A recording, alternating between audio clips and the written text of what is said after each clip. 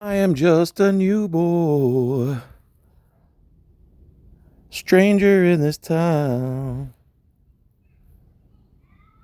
Where are all the good girls? Boom, boom, boom, boom, boom, boom. Who's gonna show this young John around?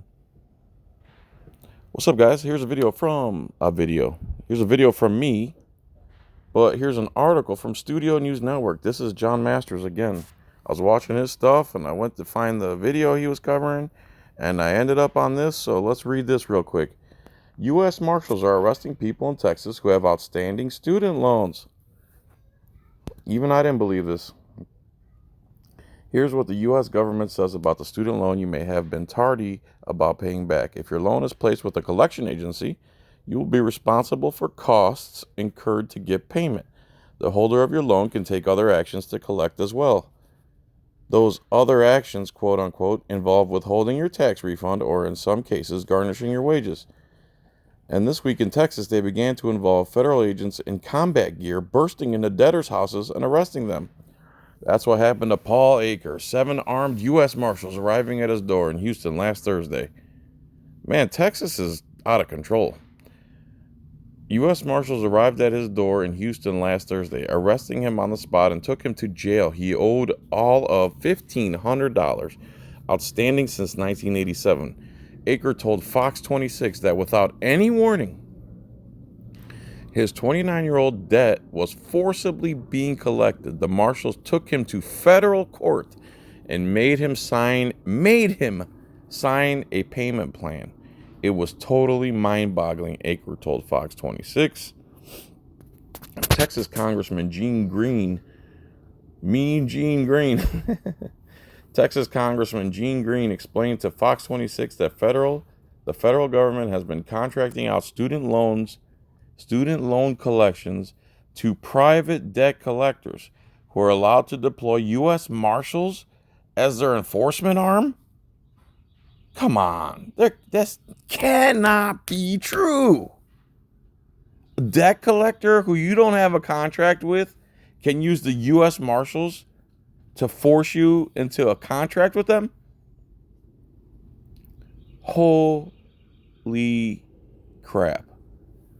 There's bound to be a better way to collect on a student loan, said the Congressman Arnold around Houston. That better way involves 1,200 to 1,500 arrest warrants.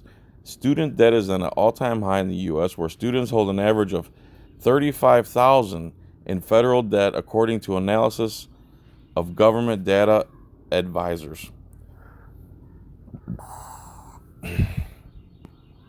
About 40 million Americans have outstanding student loans, and nobody's saying exactly why someone in or around Houston has decided to crack down on local debtors just now. But Texas, in general, does have a high rate of defaults.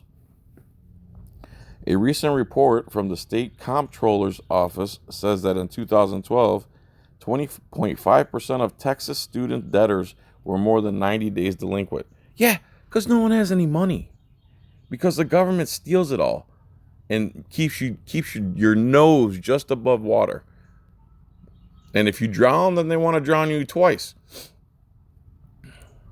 20.5% of Texas student loans are 90 days delinquent, surpassing the national rate 17%. Its students are also particularly reliant on federal financing.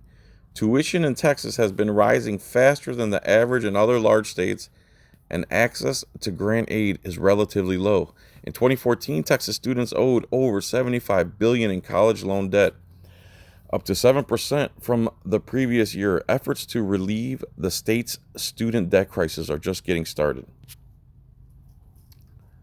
In 2003, U.S. Marshals were arresting people in the Twin Cities who had not paid their student loans as part of the so-called Operation Anaconda Squeeze. So let me understand this. Men who think they're soldiers, who aren't fighting terrorists or bad guys overseas or anywhere else on our borders, put on costumes and a bunch of deadly weaponry, and they go after students who can't pay their bills because they're ridiculous and they didn't get the education that will earn the money to pay the debt, and they probably don't have any motivation anyway, because college is a joke in this country. So all these armed costume men, non-soldiers, decided to go after students with full military gear, and then they thought they would be cool if they named it Operation Anaconda Squeeze. These are grown men in America. This is what they think is right. Oh, so let me get this straight. It's probably a team of 6 to 10 guys. They're all armed to the teeth. They're all wearing like black or camo probably. And they're all saying to themselves, it's a good idea that we storm the house of a student who can't pay his student loans. That's part of our Operation Anaconda Squeeze. I have an anaconda you can squeeze, you sick, disturbed terrorists of this country. Okay? You want Operation Anaconda Squeeze? How about I squeeze my anaconda around your necks, bro? You guys are sick. But as with any case in the U.S. where debtors' prisons have been outlawed since 1833, those arrests came from contempt of court warrants. Oh, I see. Contempt of court. The all-encompassing charge that judges get to pull out of thin air where you're not allowed to read what construes contempt of court, and you're not allowed to know. Get the F out of here. Contempt of court. So they found a loophole to arrest debtors. That's what they're calling it, contempt of court, instead of we're arresting you because of debt. Those arrests came from contempt of court warrants issued after summonses had been ignored. That does not appear to have happened here, particularly since the financial crisis of the 2000s. Debt imprisonment has grown, and a judge can issue a contempt warrant if he or she feels that the debtor is willfully not paying the loan. If he or she feels. Let me play this little video that's here. All right, what's the worst that could happen to you if you don't pay your old federal student loans? Garnishment, something on your credit report? Well, how about being arrested by the U.S. Marshal's Office? How about being SWAT teamed?